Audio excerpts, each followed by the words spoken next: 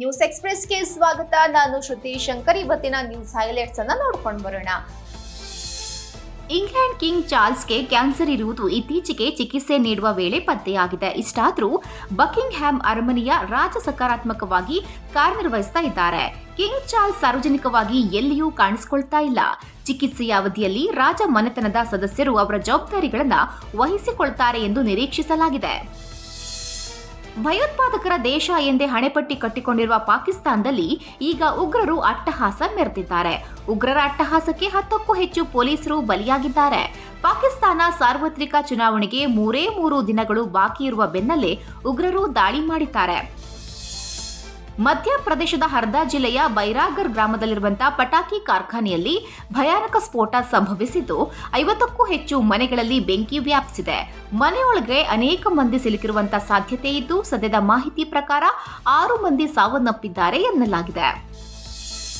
ಮುಖ್ಯಮಂತ್ರಿ ಪುಷ್ಕರ್ ಸಿಂಗ್ ಧಾಮಿ ಇಂದು ಮಂಗಳವಾರ ವಿಧಾನಸಭೆಯಲ್ಲಿ ಏಕರೂಪ ನಾಗರಿಕ ಸಂಹಿತೆ ಮಸೂದೆಯನ್ನ ಮಂಡಿಸಿದ್ದಾರೆ. ಇನ್ನು ಚುನಾವಣಾ ಪ್ರಣಾಳಿಕೆಯಲ್ಲಿ ಘೋಷಣೆ ಮಾಡಿದಂತೆ ಸಿಎಂ ಮಸೂದೆಯನ್ನ ಮಂಡಿಸಿದ್ದಾರೆ.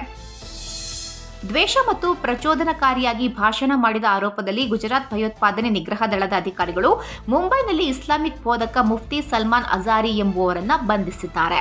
ಜನವರಿ 31ರ ರಾತ್ರಿ ಗುಜರಾತ್ನ ಜುನಾಗಢದ ಬಿ ವಿಭಾಗದ ಪೊಲೀಸ್ ಠಾಣೆ ಬಳಿಯ ತೆರೆದ ಮೈದಾನದಲ್ಲಿ ನಡೆದಂತ ಕಾರ್ಯಕ್ರಮದಲ್ಲಿ ಮುಂಬೈನ ಮುಫ್ತಿ ಸಲ್ಮಾನ್ ಅಜಾರಿ ಕರ್ಬಾಲದ ಅಂತಿಮ ಕದನ ಇನ್ನೂ ಮುಗಿದಿಲ್ಲ. ಒಂದು ಕ್ಷಣ ಮೌನ, ನಂತರ ಮತ್ತೆ ಗದ್ದಲ.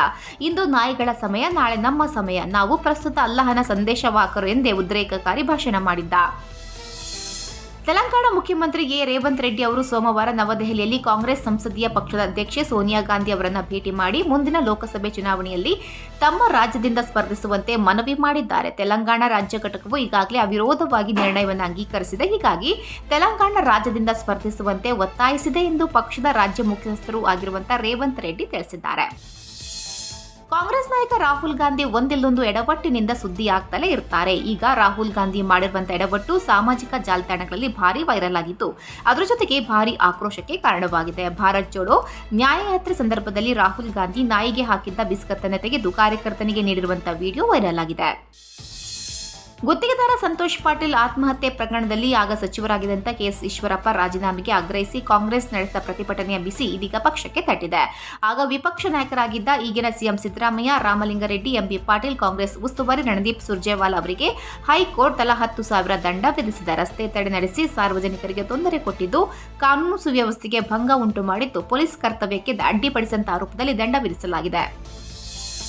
ಬಿಗ್ ಬಾಸ್ ಕನ್ನಡ ಸೀಸನ್ 10ರ ಬೆಡಗಿ 2ನೇ ರನ್ನರ್ ಅಪ್ ಆದಂತಹ ಸಂಗೀತ ಶೃಂಗೇರಿ ಮತ್ತು ನಟ ದಿಗಂತ್ ಅಭಿನಯದ ರಾಘವೇಂದ್ರ ಎಂ ನಾಯಕ್ ನಿರ್ದೇಶನದ ಮಾರಿ ಗೋಲ್ಡ್ ಚಿತ್ರದ ಟೀಸರ್ ಇಂದು ರಿಲೀಸ್ ಆಗಿದೆ. ಚಿತ್ರದಲ್ಲಿ ಯಶ್ ಶೆಟ್ಟಿ, ಕಾಕ್ರೋಚ್ ಸುದ್ದಿ ಮೊದಲಾದವರು ನಟಿಸಿದ್ದಾರೆ.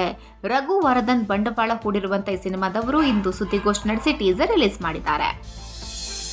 ಇಂಡಿಯನ್ ಪ್ರೀಮಿಯರ್ ಲೀಗ್ ಆರಂಭಕ್ಕೂ ಮುನ್ನ ಭಾರತದ ಮಾಜಿ ನಾಯಕ MS ಧೋನಿ ಜಾರ್ಖಂಡ್ನ ದಿಯೋರಿ ದೇವಸ್ಥಾನಕ್ಕೆ ಭೇಟಿ ನೀಡಿದ್ದಾರೆ. ಆನ್ಲೈನ್ನಲ್ಲಿ ಕಾಣಿಸಿಕೊಂಡಿರುವಂತಹ ವಿಡಿಯೋದಲ್ಲಿ CSK ನಾಯಕ MS ಧೋನಿ ಅವರೊಂದಿಗೆ ಅಭಿಮಾನಿಗಳು ಫೋಟೋಗಳನ್ನು ಕ್ಲಿಕ್ಕಿಸಿಕೊಂಡಿದ್ದಾರೆ. ಇದಾಗಿತ್ತು ಇವತ್ತಿನ ನ್ಯೂಸ್ ಎಕ್ಸ್‌ಪ್ರೆಸ್. ನಾಳಿನ ಸುದ್ದಿಯಲ್ಲಿ ಮತ್ತೆ ಸಿಗೋಣ. ನಮಸ್ಕಾರ.